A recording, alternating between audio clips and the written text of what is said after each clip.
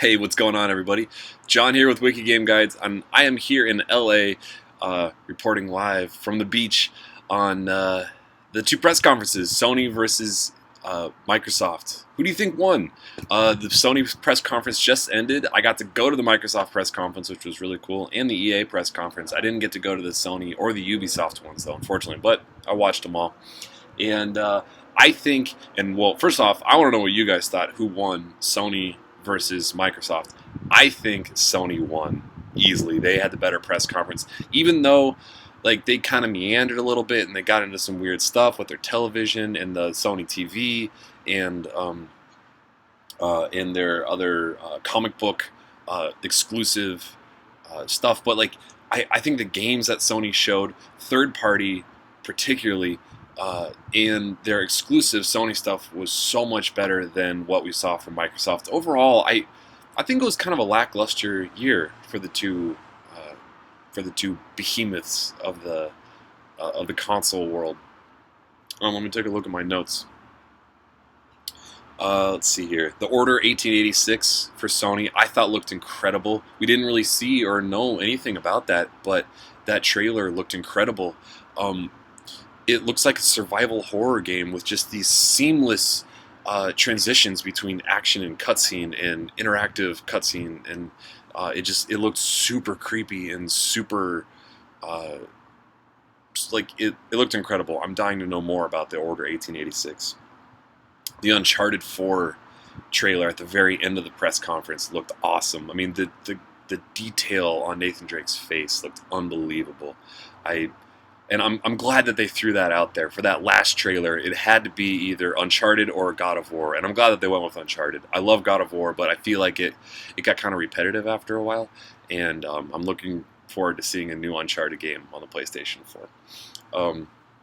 And Bloodborne. That is what did it for me, to decide that I think that Sony had a better press conference. Like, we don't know anything about it yet, but a new game from the guys that made Dark Souls, I mean, that just makes me so fucking happy. Like, I can't wait to, I mean, and we don't know if that's a Sony exclusive yet. I'm just going to assume it is, but I can't wait to see more about that game. And obviously they had some trailers leaked not that long ago, but I don't know, just like From Software, they're so creepy, and I can't wait to play the Dark Souls DLC and or the Dark Souls 2 DLC and see more of that.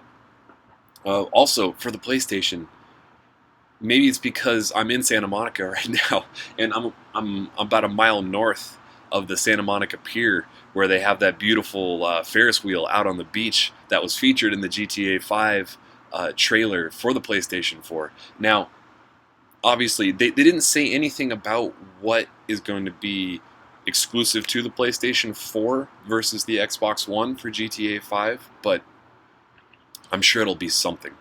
Or hopefully it's...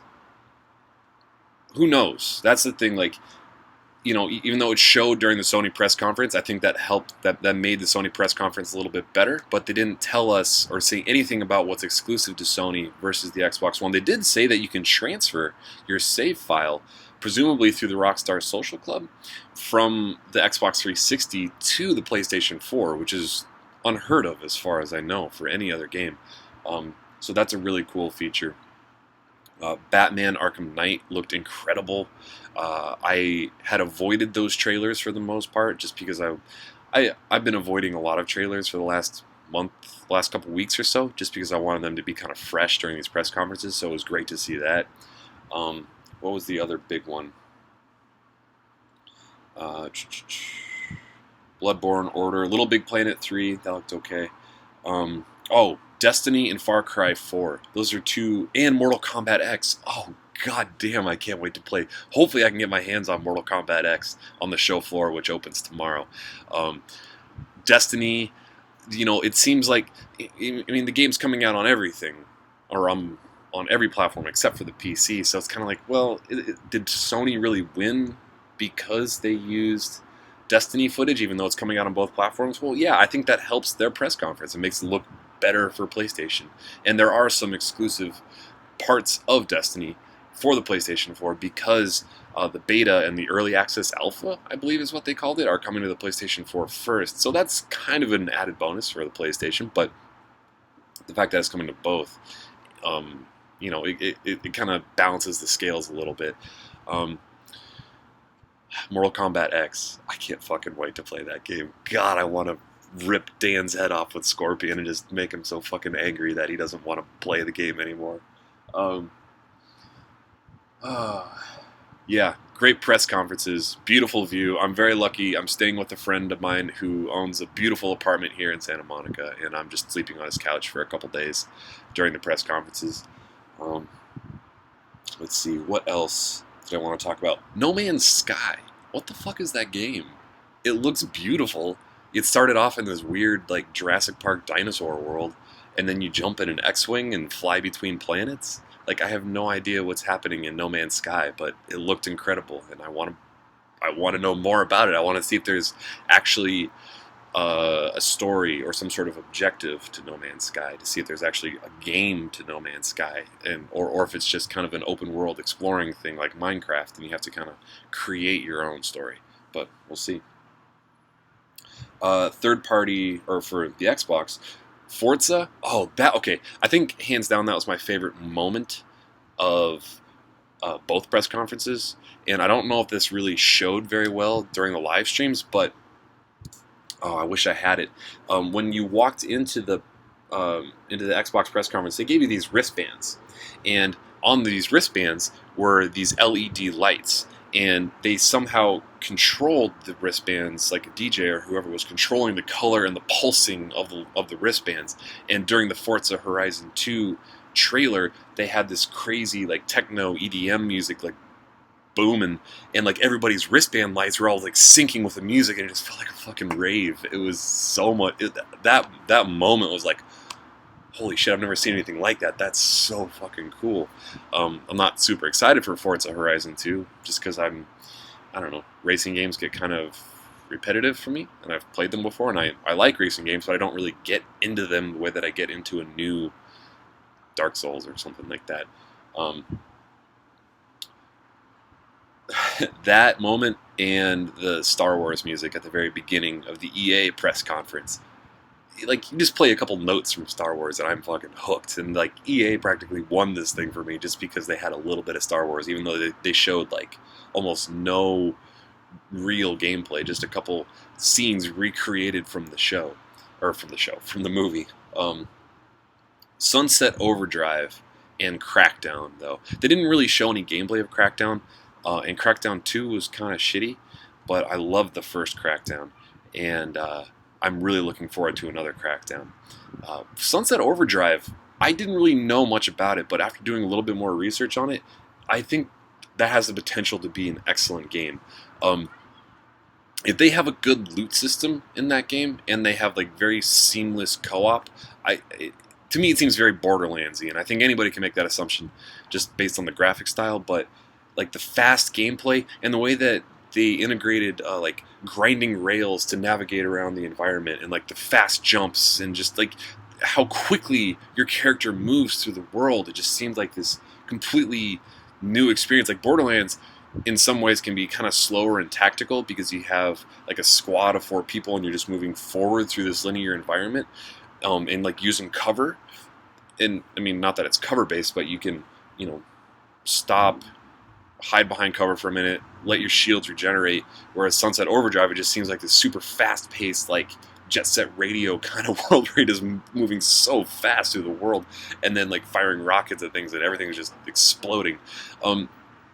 The humor in Jet Set, am I saying that name right? Jet Set Overdrive?